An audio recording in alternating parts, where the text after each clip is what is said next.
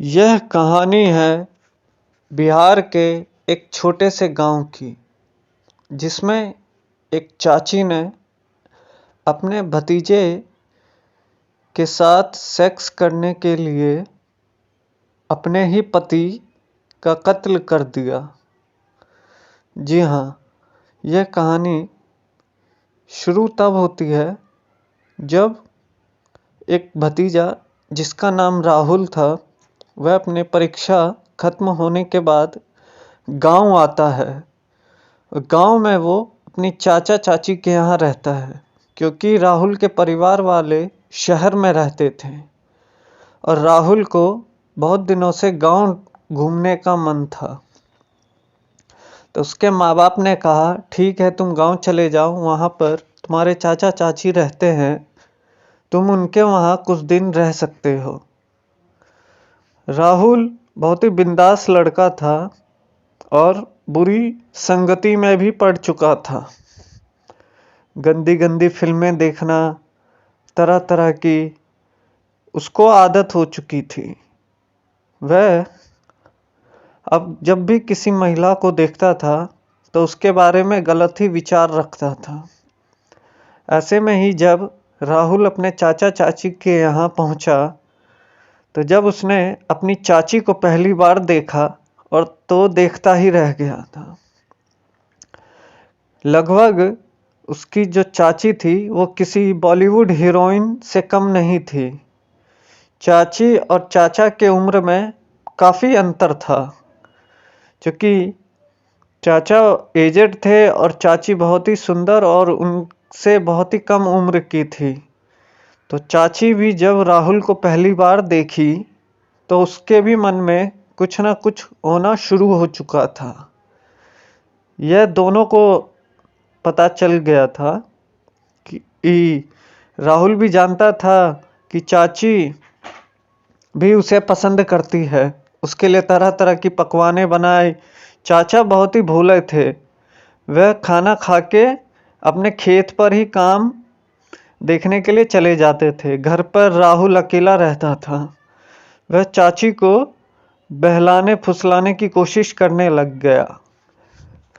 तो राहुल एक दिन ऐसे ही लेटा हुआ था, तो जब वो सो रहा था तभी चाची उसके कमरे में आती है चाय लेके। राहुल शायद सपने में ही अपनी चाची के बारे में ही कुछ सोच रहा था। तभी राहुल को यह पता नहीं था कि चाची उसके कमरे में अचानक आ गई है।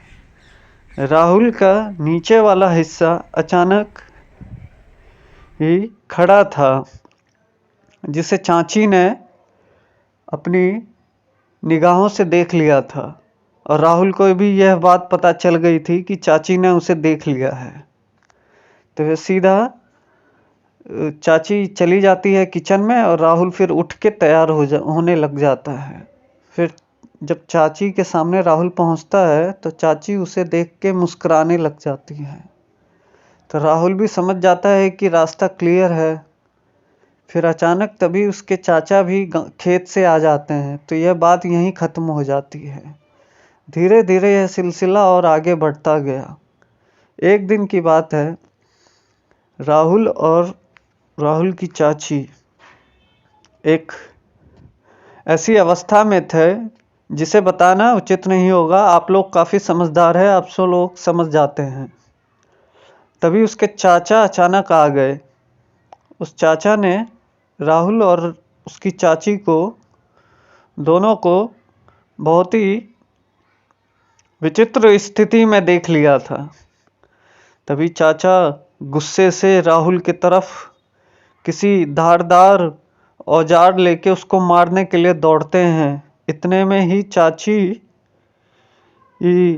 राहुल के चाचा को रोकने की कोशिश करती है, जिसके कारण हाथापाई में चाचा ज़मीन पर गिर पड़ते हैं और जहाँ गिरते हैं वहाँ कोई नुकीली चीज़ होती है, जिससे चाचा के सर में चोट लग जाती है और उनकी वहीं पे मौत हो जाती है।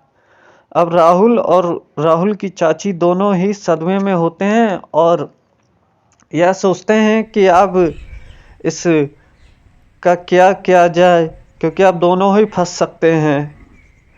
तब राहुल तरकीब लगाता है कि क्यों ना हम चाचा जी को रात में ही खेत पर छोड़ आए और सुबह में ही हम नॉर्मल होके जाए देखने, तभी आप चिल्ला देना कि इनकी मौत हो गई है, शायद डाकुओं ने मार दिया है।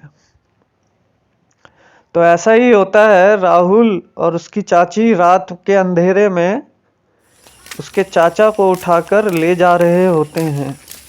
तभी अचानक झाड़ियों के पीछे से ही एक छोटा बच्चा जो खेलते खेलते बाहर आ गया था अपने घर से, वो देख लेता है कि राहुल और उसकी चाची किसी गद्दे में छुपाकर किसी भारी सामान को ले जा रहे हैं। उसे अंदाजा नहीं था कि उसमें कौन है। तो ऐसा ही होता है, वो रख के आ जाती हैं और सुबह में जैसा कहा गया था वैसे ही राहुल की चाची जाती है तो वो हंगामा शुरू कर देती है कि हाय राम, कौन मार दिया इनको। भीड़ लगने लग जाती है। इधर राहुल के घर में भी खबर पहुंच जाती है। राहुल के घर वाले भी तुरंत आते हैं। इधर पुलिस को भी सूचना दी जाती है। तभी पुलिस भी जब राहुल के चाचा को देखती है तो उसे शक होता है कि यह किसी डाकू का काम नहीं हो सकता है। तभी अचानक वही छोटा बच्चा बाहर आता है और कहता है भीड़ में कि मैंने रात में राहुल और उसकी चाची को किसी गद्दे में कुछ ले जाते हुए देखा था। तभी लोगों का दिमाग ठनकता है और पुलिस भी जब सख्ती करती है तो राहुल सब कुछ बता देता है। यह खबर जब आग की तरह फैलती है, पूरे गांव में हड़कंप मच जाता है। उधर राहुल के माँ बाप भी सदमे में रहते हैं कि ये हमारे राहुल ने क्या कर दिया। फिर राहुल और उसकी चाची को पुलिस गिरफ्तार कर लेती है।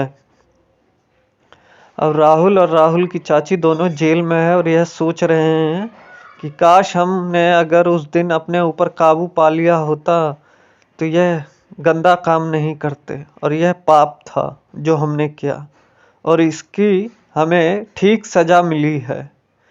तो दोस्तों, आपको इस कहानी से क्या सीख मिला कि हमें अपने ऊपर नियंत्रण रखना चाहिए, रिश्ते की मर्यादा को समझते हुए सभी के साथ हमारा जो रिश्ता है उसे ही हमें निभाना चाहिए।